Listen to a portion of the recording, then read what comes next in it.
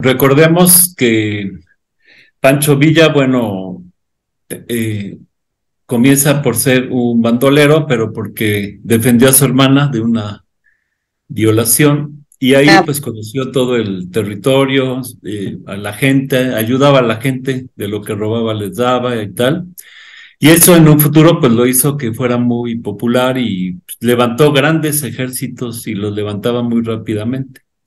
Ya cuando está ya la revolución, lo recluta Abraham González. La idea de que fueran otros los que encabezaran el movimiento, pero pues se distinguieron dos, Pascual Orozco y Villa, y pasaron a ser Pascual Orozco el principal militar que derrocó a Porfirio Díaz y Pancho Villa su segundo.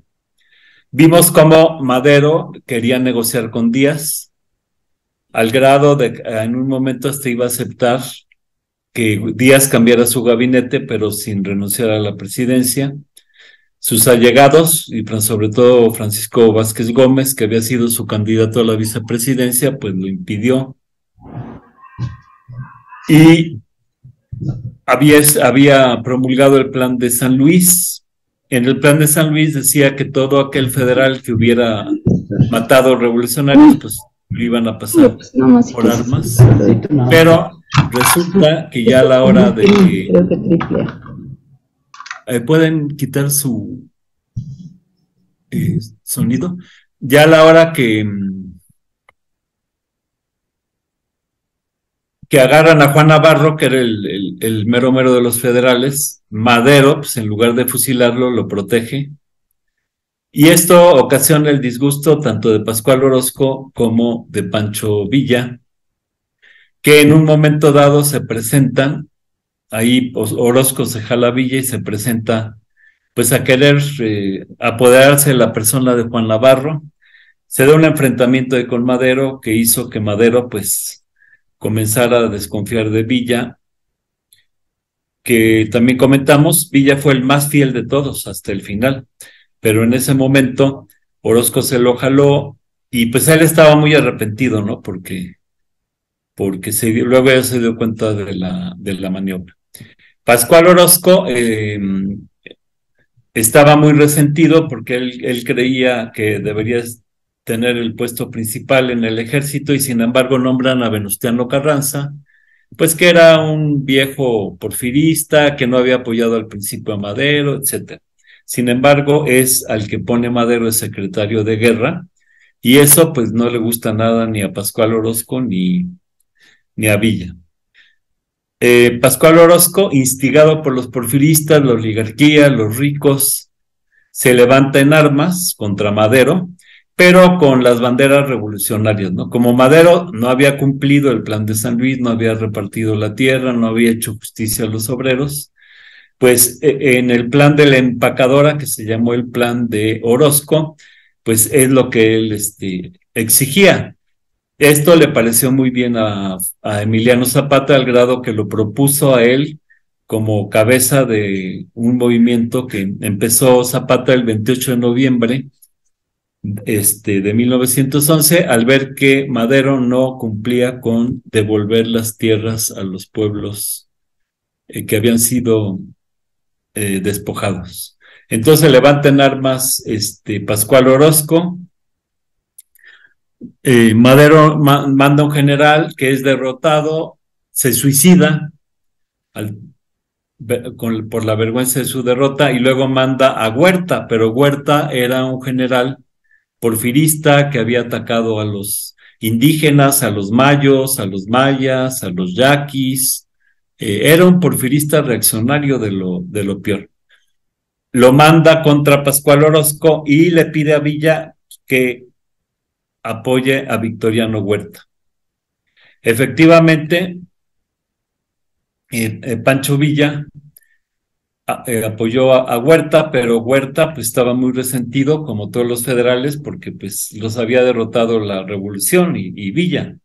Entonces encontró un pretexto el robo de un caballo a un inglés, Benton, que le robaron un caballo, y de ahí se agarró para llamar a Villa, pelearse con él. Villa respondió, entonces lo acusa de insubordinación y motín y ordenó su fusilamiento. Y bueno, en la madrugada del 4 de junio de 1912 lo condujeron al paredón. Ahí estaba el hermano de Madero, Emilio, que rápido le mandó un telegrama a su hermano, Francisco, y estaba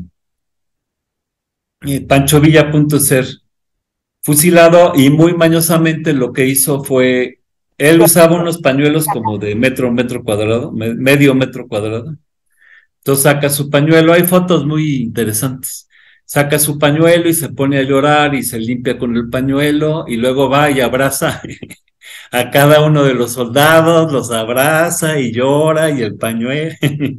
Total, hizo tiempo a que Emilio recibiera la respuesta con un telegrama que suspendía la ejecución. De este modo, Pancho Villa se salvó de ser fusilado, pero fue encarcelado en la Ciudad de México. Aquí el pequeño detalle es que ya en la cárcel él quiso hablar con Madero, varias veces lo buscó, le mandaba recados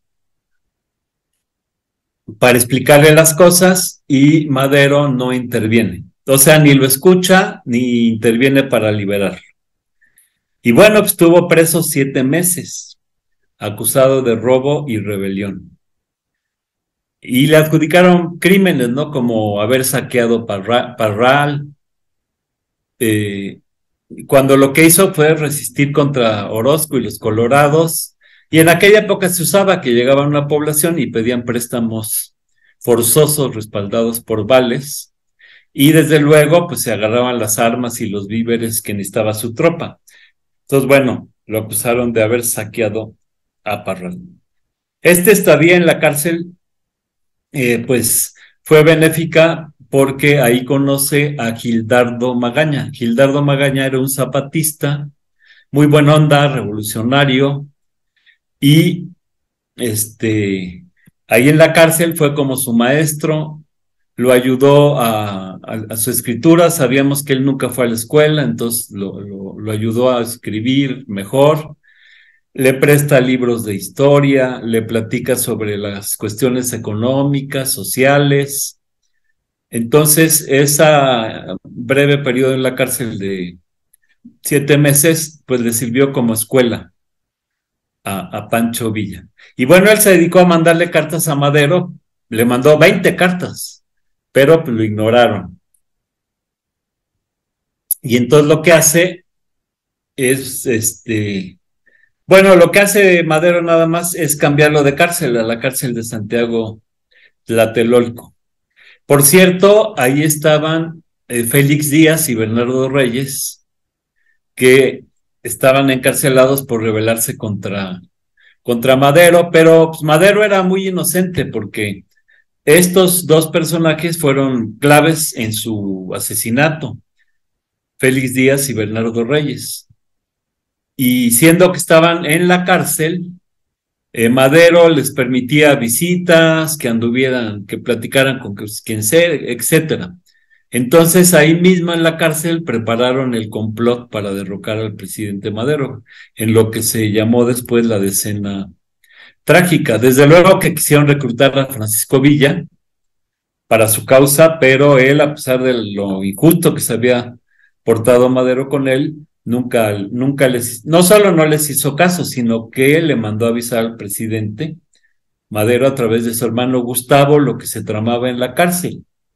Aquí el pequeño gran problema es que Francisco Madero no le hacía caso a su hermano, el único que estaba alerta, que sabía lo que estaba pasando, era Gustavo. Pero el presidente Madero nunca le dio importancia a sus informaciones ni a todos los síntomas que se acumulaban, mostrando que se gestaba pues un golpe. Eh, Incluso a Gustavo, ya para que no estuviera molestando, lo mandó, le dio el nombramiento de embajador en Japón. Nada más que se vino la Decena Trágica y el primero que asesinaron vilmente fue a Gustavo Gustavo Madero, que era pues el contacto de Pancho Villa.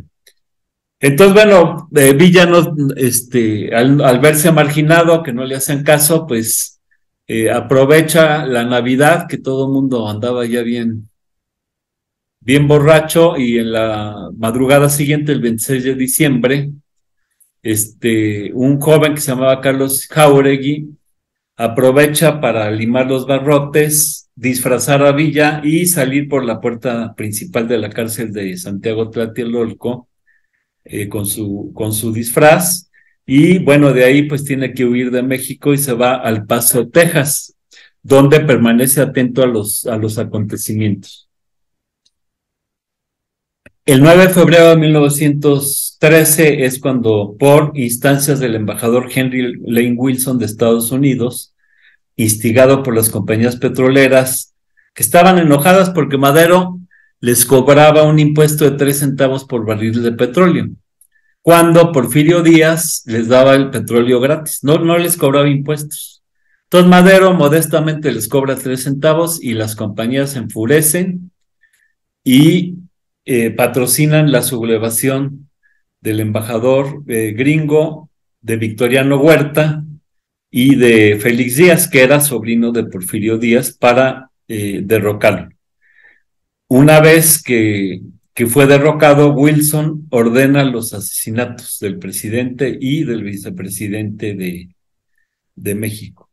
Por cierto, aquí hay que recordar que ya en la cárcel, Madero, bueno, lo tenían encarcelado en Palacio Nacional, pero bueno, estando ya encerrado, le dice a Federico González Garza, que estaba preso también con él, que su único gran error había sido ser conciliador con sus enemigos y no hacerle caso a sus amigos.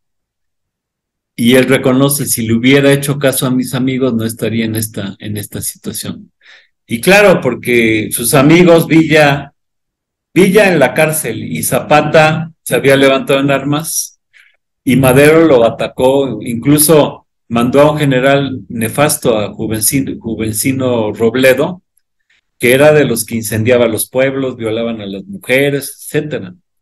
Ya después mandó a Felipe Ángeles, que él sí se portó bien con Zapata. Pero bueno, en lugar de haber apoyado a Villa y Zapata, pues confió en Victoriano Huerta. Por cierto, un acto grande de Zapata fue que en esta situación, ya que Madero estaba perdido, le ofreció mandar una tropa a rescatarlo, nada más que pues Madero no quiso. A Madero, bueno, pues lo engañaron. Le dijeron, bueno, renuncia y te vamos a mandar a Cuba, allá mandamos a toda tu familia, y vive en paz en Cuba. Y entonces Madero inocentemente firma su renuncia, él y Pino Suárez. Al renunciar Madero, la presidencia recayó en el secretario de Relaciones Exteriores, Pedro Lascurain. En caso de que faltara, de que renunciara el presidente, entonces le tocaba al ministro del Interior. Entonces, Lascurain nombra ministro a Huerta, es presidente 47 minutos, renuncia, y entonces Victoriano Huerta llega a la presidencia legalmente, dado que Madero había renunciado. Ante todos estos acontecimientos, Villa se moviliza para integrar la División del Norte. La División del Norte fue el ejército más importante, más organizado, no solo de la Revolución, sino de toda la primera mitad del siglo en México y en toda Latinoamérica. Fue un ejército revolucionario que no hubo otro en aquella época. Voy a dar entrada, perdón. Entonces, bueno, la División del Norte fue el gran ejército de Pancho Villa, donde participaban pues hombres, muchos de extracción obrera, ferrocarrileros. Bueno, también había gente muy sangrienta, muy sanguinaria, y esto pues fue un grave error de, de Villa. Se me está, a ver, se me está escapando aquí el texto.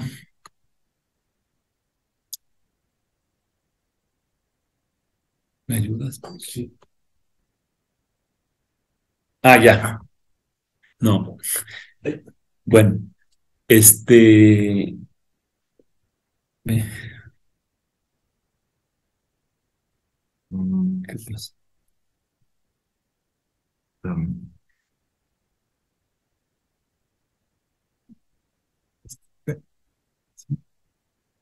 Pero, bueno, entonces, ya con la división del norte, empieza su lucha Francisco Villa. Por el lado de Carranza, él se apoyó mucho, en Álvaro Obregón. Cuando se funda la división del norte, Carranza, que nunca quiso a Pancho Villa, quiso que Álvaro Obregón fuera el que mandara la división del norte. Y esto lo rechazó Villa, dijo que no quería fuereños para que tuvieran mando de los revolucionarios de Chihuahua, porque ahí en Chihuahua también había hombres con huevitos, dijo Pancho Villa. Este, no aceptan a Obregón y su gente nombra a Francisco Villa como comandante de la división del norte. Villa era muy hábil, sabemos que estaba ligado a su pueblo, tenía informantes por todos lados, sabía lo que pasaba, esparcía rumores con el apoyo de la población para despistar al enemigo, buscaba siempre refugios seguros, la población lo cuidaba porque cuando lo perseguían, pues les decían que estaba en otro lado y como conocía el terreno palmo a palmo, y a mucha gente, pues entonces la división del norte fue creciendo hasta volverse, empezó siendo un grupo de guerrilleros y termina siendo un gran ejército regular. A Huerta, bueno, pues se le puso difícil ya el panorama con la crisis política que se provocó y lo que hace es disolver la Cámara de Diputados y encarcelar a varios de sus miembros. Todos sabemos que asesinó, por ejemplo, al senador Belisario Domínguez, también a un diputado Serapio Rendón. Hoy se le recuerda más porque son nombres de calles, ¿no? Pero fueron gente, pues que heroicamente se enfrentaron a Huerta al grado que pues perdieron la vida por su audacia de señalar a Victoriano Huerta públicamente como un usurpador. Y mientras esto sucedía, eh, Pancho Villa y la División del Norte metieron un gran gol, que fue la toma de Torreón, una ciudad estratégica que además era un centro ferrocarrilero muy, muy importante. El 12 de noviembre, Villa quería tomar Chihuahua, pero no tenía las condiciones. Y entonces hizo una jugada genial, un plan sumamente audaz. Metió en un tren a 1,500 combatientes con todo y caballos. Y luego fingió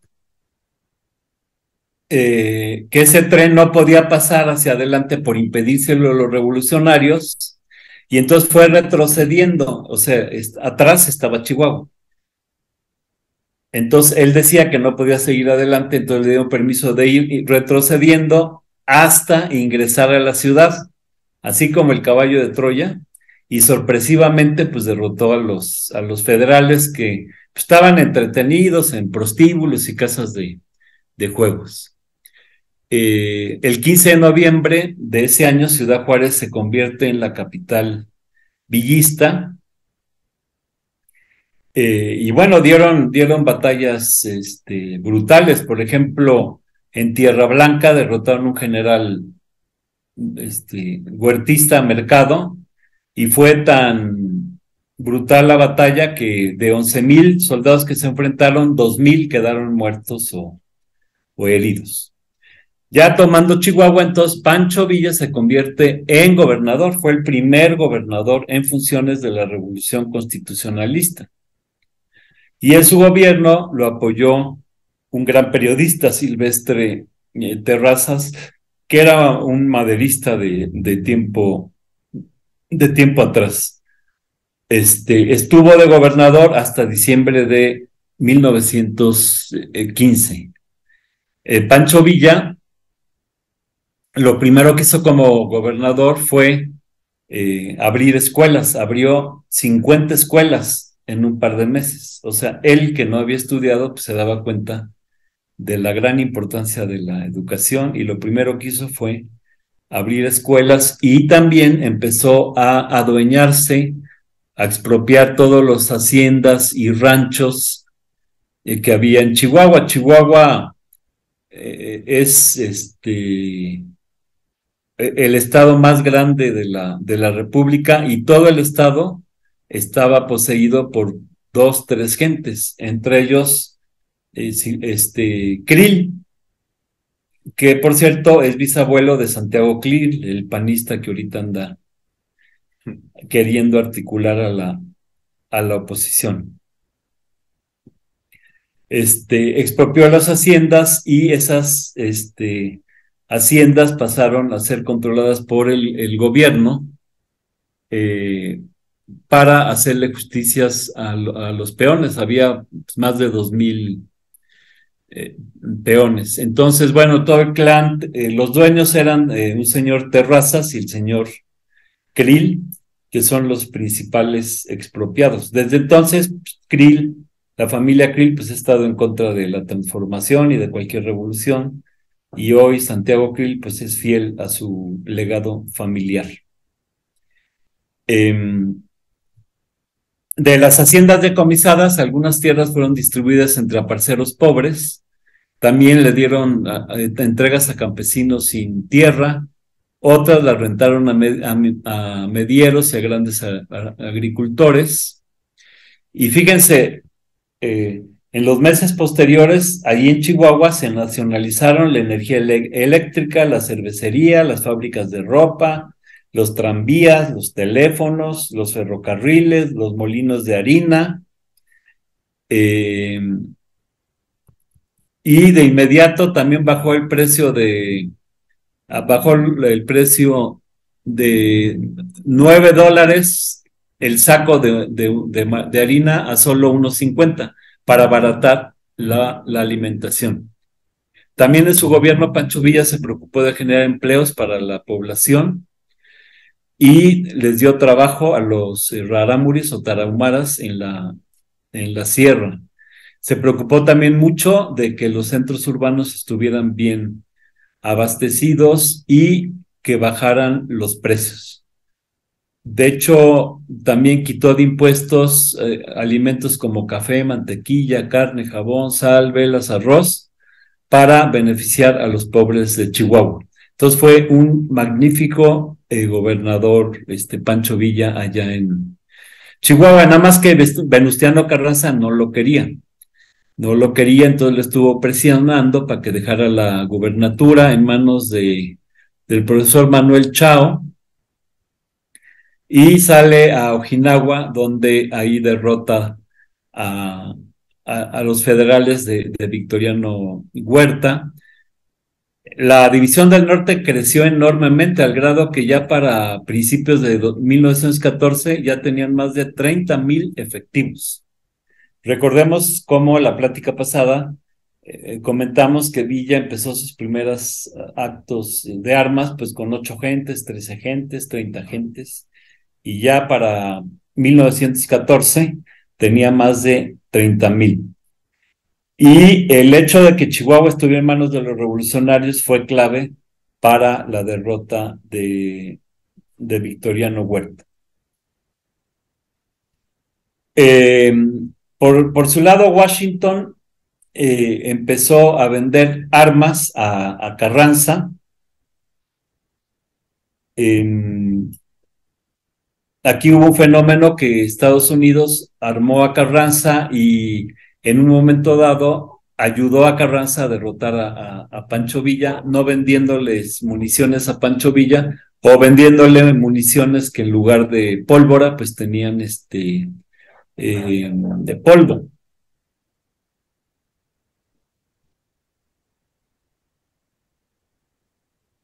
Villa, como dije antes, siempre fue muy fiel a Madero. Organiza al año de su asesinato, el 22 de febrero de 1914, una gran ceremonia en su honor, donde él promete derrotar a Victoriano Huerta y tomar la ciudad de Torreón hasta con los dientes si era necesario. Torreón la había ocupado temporalmente y había que ocuparla definitivamente. También se ocupó Villa de buscar los restos de Abraham González. Platicamos que Abraham González fue la persona que lo reclutó, una gente muy cercana a Madero, que fue gobernador de Chihuahua y que fue asesinado por Victoriano Huerta. Encontró sus restos que habían dejado en el desierto y pues también en esa ceremonia fue inhumado Abraham González. Fue un gran gobernador Abraham González porque la mayoría de los gobernadores, cuando Victoriano Huerta tomó el poder, dio el golpe y asesinó a Madero, la mayoría apoyaron a Victoriano Huerta, salvo Venustiano Carranza y Abraham González. Ya para marzo se avienta otro boleto que fue la nacionalización de la banca. Entonces, como vemos, pues Pancho Villa no era tibio en tomar medidas, pues como esta, nacionalizar la banca. Es el 3 de abril cuando logra otra vez tomar Torreón, y esto fue clave para la renuncia de Victoriano Huerta. Mientras que Zapata estaba tomando Cuautla y Cuernavaca. Aquí hay que decir que siempre se preocupó a donde llegaba. Por ejemplo, ahí en La Laguna, después de haber triunfado, le entregó la tierra a los campesinos pobres, le rentó muy barato a medieros, eh, apoyó siempre a su ejército para que tuvieran todo lo necesario, incluso era una gente muy disciplinada y muy inteligente. Por ejemplo, organizó una estructura sanitaria súper eficaz, al grado que tenía trenes hospitales y reclutó a innumerables médicos y enfermeros. Entonces, Pancho Villa fue alguien que siempre se preocupó por la gente. Es en esa época que forma su escolta personal, que todos conocemos. Hay muchos corridos, que es la escolta de los Dorados, que eran 300 elementos, que eran la élite de la división del norte. Después de haber tomado Torreón, toma San Pedro de las Colonias, donde había un gran número de generales huertistas.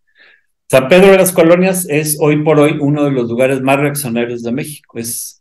Después de la Benito Juárez, San Pedro de las Colonias es un nicho de conservadores. Era un lugar donde, bueno, desde aquella época se habían concentrado los huertistas, y al tomar San Pedro de las Colonias, pues puso en una situación todavía más vulnerable a Victoriano Huerta.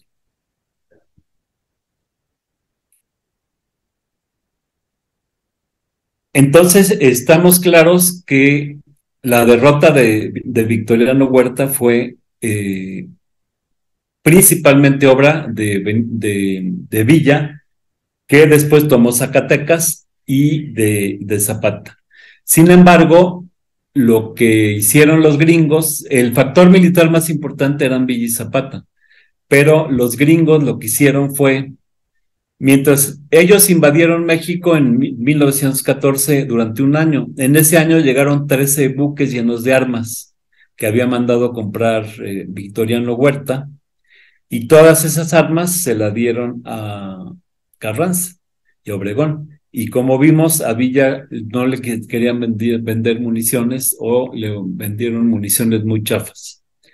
Entonces, esto hizo que posteriormente, en noviembre del 15, el general Villa haya publicado en Naco, Sonora, un manifiesto que acompañó de otro en octubre de 16, que fíjense lo que decía Villa, decía: nuestra querida patria está en peligro. Todos deberíamos unirnos para rechazar la invasión de nuestros eternos enemigos, los bárbaros del norte. O sea, él se dio cuenta del gran peligro que era Estados Unidos para México. En el manifiesto exigía la confiscación de los bienes de las compañías extranjeras, ya que, decía Villa, los norteamericanos son responsables en gran medida de las calamidades de nuestra nación. Por lo tanto, han perdido el derecho de poseer bienes inmuebles. México para los mexicanos. Creo que estas palabras hay que recordarlas ahora, que pues hay una oleada de cientos de miles de gringos, de canadienses, pues que están comprando las playas, y aquí en la Ciudad de México, pues muchos de los lugares más céntricos, pues ya están llenos de extranjeros, ¿no? Por ejemplo, en la colonia Condesa, el otro día fui a comer por ahí y me impresioné, puro gringo. Y Villa decía que no deberían de poseer bienes inmuebles. También exigió la nacionalización de las minas, cosa que, bueno, actualmente imagínense, con toda la minería en manos de los canadienses y de grupos como el de la REA, pues creo que sería una medida muy benéfica. Para que vean, pues, cómo a Pancho Villa se le pone, pues, que era muy matón, que tenía muchas mujeres, que tuvo muchos hijos, pero pues todo lo que hizo y todas sus alcances y medidas muy revolucionarias, pues se ignoran. Fíjense, también él proponía cerrar la frontera para promover la manufactura nacional. Esto también hoy por hoy es muy importante, porque antes México producía, por ejemplo, automóviles. Había la empresa estatal en Hidalgo, DINA se llamaba, producía automóviles, producía carros de metro, ferrocarriles. Todo eso lo desmanteló el neoliberalismo, y ahora vemos que viene el hombre más rico del mundo, Elon Musk, a Nuevo León a producir 1 millón de carros eléctricos, como si los mexicanos no pudiéramos. El mexicano es muy capaz laboralmente, ¿no? Sin embargo, tiene que venir un gringo, y además a acabarse el agua de Nuevo León. Todos sabemos que no hay agua en Nuevo León. El año pasado hubo una escasez escandalosa. Sin embargo, por no promover la manufactura nacional, pues pasan estas situaciones. Otra medida muy importante de Villa fue proponer la abolición de la deuda pública. Entonces, pues tenía todo un programa eh, antiimperialista. Claro, Villa recordaba que como Estados Unidos había invadido México en 1906, cómo había invadido México en 1914, cómo nos habían quitado más de la mitad del territorio en el siglo antepasado, 1848. Y bueno, recordaba los hechos de grandes valientes, como cuando tomaron Veracruz.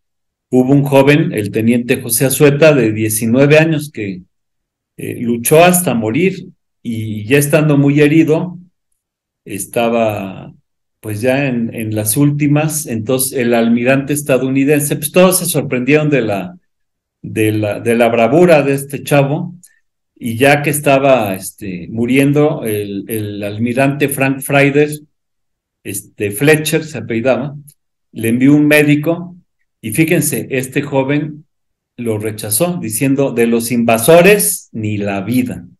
Y murió a los 19 años de edad. También era cadete, así como los cadetes de Chapultepec. Después de estos eventos es cuando Villa ataca a Columbus. Él estaba muy enojado porque pues él había pagado armas y municiones que un gringo no le había mandado, y entonces quiso vengarse atacando Columbus. Todo esto trajo como consecuencia que Estados Unidos invadiera otra vez México en 1916, y lo invadió el que fue el que dirigió al ejército estadounidense en la Primera Guerra Mundial, el general Pearson. Sin embargo, no pudieron con Villa. Estuvo todo un año, hasta el 5 de febrero de 1917, eh, persiguiéndolo, y pues Villa siempre se les escurría. Además, lo que hacía era siempre estar cazando a los gringos que quedaban rezagados, los capturaba y les cortaba las orejas. Entonces, ya el 5 de febrero del 17 se regresan los gringos, muchos de ellos desorejados y derrotados por Francisco Villa. O sea, Villa derrotó a este general Pershing era el máximo exponente militar de los Estados Unidos. Todo esto ocasionó que tuvieran mucho, mucho coraje los gringos a Pancho Villa. Al finalizar la revolución, bueno, vemos cómo Villa y Zapata cometen un error porque llegan a la capital en diciembre de 1914 y en lugar de tomar, el del 15, perdón, el poder, repartir la tierra, etcétera, tenían cierta idea como anarquista de aversión al poder, ¿no? Al grado que Zapata dijo: el que me proponga que me siente en esa silla, la silla presidencial, me lo trueno. Y en lugar de tomar el poder y decretar todas las medidas revolucionarias, pues se fue a cada quien a su tierra. Y de eso se aprovechó Carranza. Hubo un vacío en la capital y ese fue el gran factor para que Carranza llegara a la presidencia, y paradójicamente lo primero que hizo fue repartir la tierra el 6 de enero de 1916. Él antes que Villa y Zapata, claro, tramposamente, porque ya que estaba en el poder, a los 2, 3 años empezó a devolverle la tierra a los hacendados. Ya en el poder, Carranza también se le ocurrió meter un impuesto a los intereses petroleros. Carranza pues, era bastante reaccionario, pero no quería que nos dominaran los gringos, les ponía barreras. Y una de ellas fue cobrar impuestos a las petroleras y otras medidas que no les gustaron a los gringos, y entonces promovieron lo que le llamaron la huelga de los generales. Se le voltearon todos los generales a Carranza en la coyuntura que iba a haber un nuevo cambio de gobierno después de 4 años de estar Carranza en la presidencia. Y Carranza, que no quería que siguiera el militarismo, estaba proponiendo a un ingeniero Bonilla como candidato, cosa que no aceptó Obregón y compañía. Apoyados por las compañías petroleras, por el gobierno de Estados Unidos, le dan un golpe a Carranza y lo asesinan. Mientras él se desplazaba de la Ciudad de México hacia Veracruz, en la Sierra de Puebla, en Tlaxcalantongo, en la noche. Bueno, fueron muy mañosos. Agarraron a un, se llamaba Saturnino Herrán, que estaba con Carranza, acompañarlo y tal, y él fue el que llegó a Tlaxcalantongo y lo acomodó en una choza. Inocentemente Carranza se metió a donde le dijeron. A las 2 de la mañana llega, le tocan la puerta y le dice que su hermano estaba herido y que tenía que ir a atenderlo. Entonces va, y ya cuando regresa a las 3 de la mañana, ya regresó directamente a masacrar, balaceando la choza de Carranza. Ahí muere Carranza. Eh, para que vean cómo son de tramposos los Enrique Krauss y estos historiadores neoliberales que siempre quieren inventar y contar chismes, inventaron que Carranza se suicidó, que ya cuando se vio perdido agarró la pistola y se suicidó. Y bueno, esto es absolutamente falso. Sucede que mi abuelo, el general Juan Barragán Rodríguez, fue jefe de Estado Mayor de Carranza y él estaba ahí en ese momento. Y él, cuando yo era niño, nos platicó 1000 veces todas estas historias y cómo mataron a Carranza. Pero para que vean cómo es de mentiroso Enrique Krauss, en un libro dice que el presidente Adolfo de la Huerta platicó que se había suicidado Carranza y que eso se lo había dicho mi abuelo, Juan Barragán. Para que vean cómo inventan esta gente como Enrique Krauss. Entonces, bueno, después de la muerte de Villa, llega al poder Obregón, y lo que quería, pues, es que lo reconocieran los gringos, pero los gringos tenían una condición. Lo primero, que matara a Pancho Villa. Lo segundo, que reconociera una deuda desmedida. Y lo tercero, que firmara un tratado que se llama el Tratado de Bucareli. Entonces, bueno, empiezan a negociar esta deuda, donde Álvaro Obregón, que fue un arrastrado con tal de que lo reconocieran los gringos, fíjense, la deuda que había heredado Porfirio Díaz era de 442 millones de pesos. Obregón acepta una deuda de 1,450, o sea, una deuda infladísima con tal de que lo reconocieran. Y también cumple con el deseo de mandar asesinar a el gran Francisco Villa. Él muere el 20 de julio de 1923. Este año, el 20 de julio, estaremos conmemorando el primer centenario de su asesinato. Pues muy chavo, tenía 45 años de edad cuando lo matan. Y desde luego esto lo hicieron Obregón y Calles para que Estados Unidos les diera el reconocimiento diplomático. También Villa se descuidó porque él le habían dado una hacienda, la hacienda de Canutillo, donde estaban con sus dorados, bien resguardado, pero le dio por empezar a pueblear, a ir a bautizos, a bodas, y entonces él iba a Parral seguido. Parral nada más tenía una salida, entonces sus asesinos rentan la casa que estaba en la única calle por la que iba a salir su coche. Pusieron a un vendedor de helados en la puerta para que cuando viniera el coche, si venía a Villa, sacara un pañuelo y se quitara el sudor, como señal para que empezara el ataque. Le dispararon 150 balas. Quedó muerto él y todos sus acompañantes, aunque bueno, a él solo le tocaron 13 balas. Y bueno, de las 13, solo 3 fueron de muerte. Entonces, pues tuvo algo de suerte en ese sentido.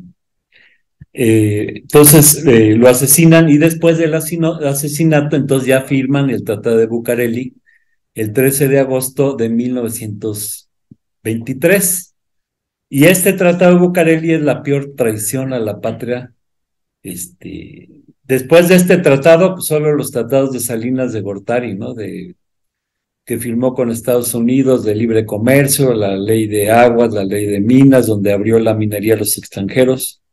En este tratado, él ofrecía no expropiar el petróleo, no aplicar la Constitución a intereses gringos, reconoció esta deuda que mencioné de 1,450 millones de pesos, dar todas las facilidades para que las corporaciones estadounidenses volviesen a operar en México. Y lo peor, México ya producía motores, aviones. Obregón se compromete a no producir maquinaria, a no desarrollar la industria de motores. O sea, el subdesarrollo que ha tenido México en varias áreas de su economía fue acordado con Estados Unidos para tenernos dependiendo de ellos. Y estos se firmaron en secreto, son los tratados secretos de Bucareli, pero sus efectos pues todos los hemos vivido durante el siglo XX. Entonces, como vemos, la vida y la muerte de Francisco Villa está íntimamente ligado a la lucha por la soberanía popular y nacional, y ligada a su enfrentamiento con el imperio norteamericano. Cuando lo mataron, pues, pasaron cosas curiosas, de esas que pasan cuando una gente está ahí en sus últimos momentos de vida, porque él estaba en su hacienda, el Canutillo, y él había recogido a sus hijos a que vivieran con él ahí en Canutillo.